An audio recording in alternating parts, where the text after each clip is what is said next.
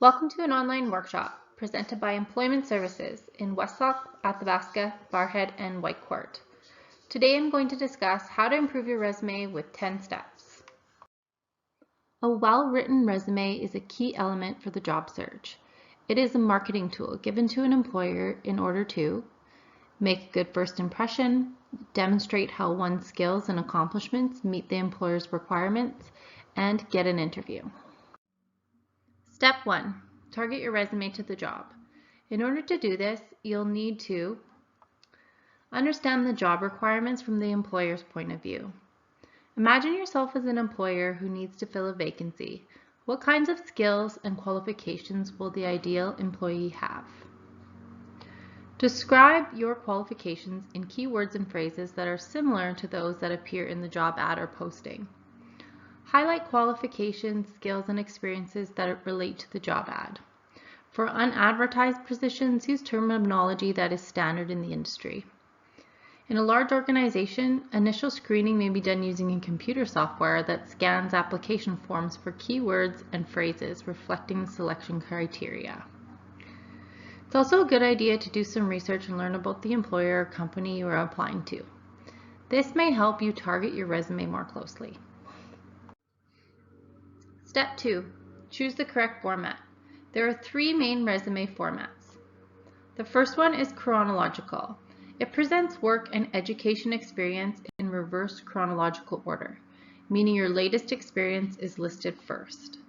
This format is ideal for people with no job gaps because it shows a steady progression, and for those who would like to obtain a similar position doing similar work. The second is functional. It highlights relevant skills and accomplishments. A functional resume is used when you have had a variety of experience that may not be related to the work you are looking for now. It focuses on the important experience and ignores the irrelevant experience. It works well if you are switching industries or have gaps in your work history. A combination resume balances the functional and chronological resume styles. It highlights skills at the beginning and is followed with a reverse chronological list of relevant experience and education. It works well for young people and those with little formal work experience. If you're applying for a position that's similar to a current position or previous position, a chronological format may be the most effective. However, if you're planning to change careers or industries, a functional or combination resume will highlight the relevant skills.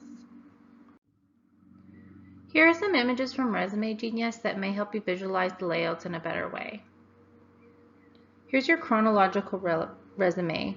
You can see the professional experiences listed in reverse chronological order with education and relevant skills at the bottom.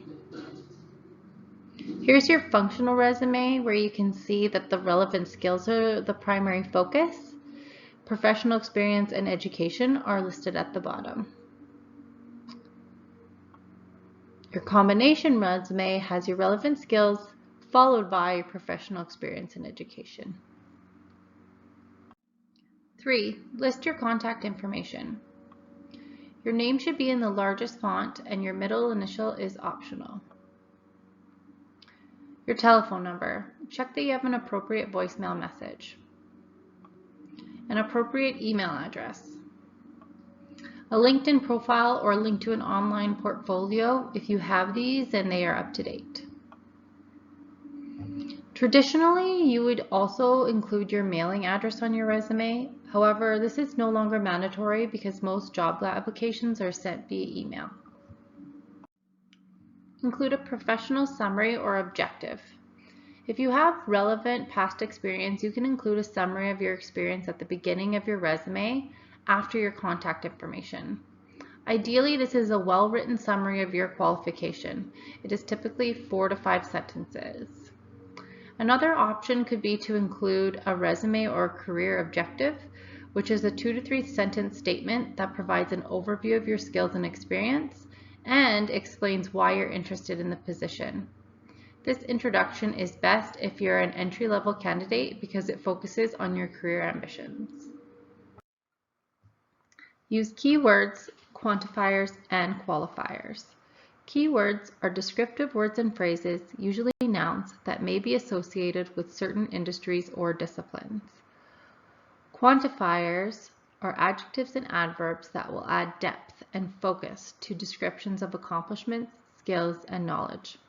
Some good examples of qualifiers are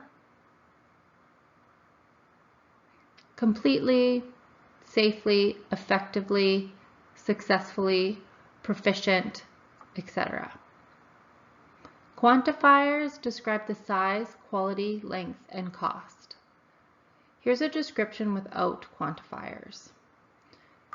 Trained staff on the inventory system over a period of months with a resulting decline in errors. If you add 3 quantifiers, the description takes on a new meaning and impact. Trained 150 staff on the inventory system over a period of 3 months with a resulting 75% decline in errors. Step 6. List relevant work experience. This will likely be the most important part of your resume. Put the most recent at the top and least recent at the bottom. For each previous job, list your title, company location, and dates of employment, month and year. 3 to 5 bullet points about your main duties and responsibilities.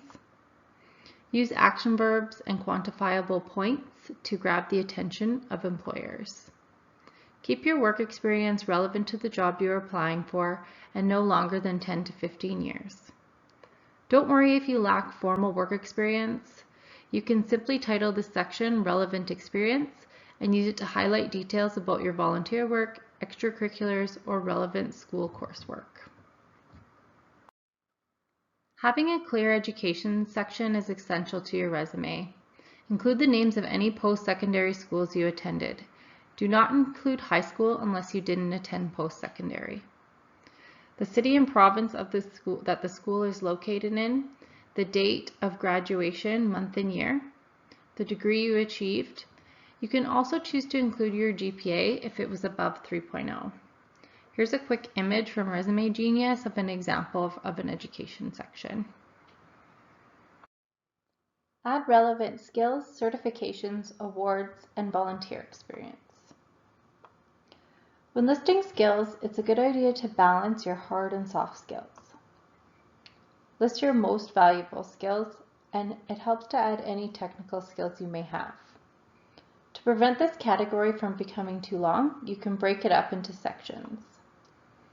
Know what certifications and licenses are important for the job you are applying to, and awards and volunteer work are icing on the cake. Take time to consider your resume design. Choose a classic or clean, easy-to-read font. Here are some examples. Try to stick to 1 to 2 pages. Think about how you want to align your text. Do you want to line up on the left or your headings to be centered? You can even think about adding columns. Go between 10 and 12 point font for the body and 10 and 16 point for headings. Finally, check for errors. Remember, successful resumes are easy to read and error-free.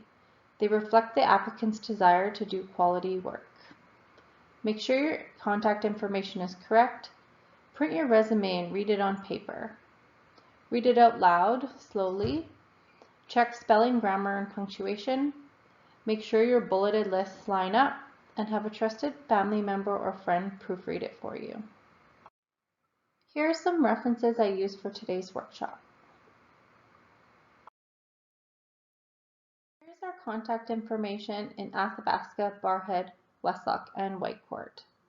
Please call, text, or email for any further information on what was discussed in today's workshop or the services we provide in your area.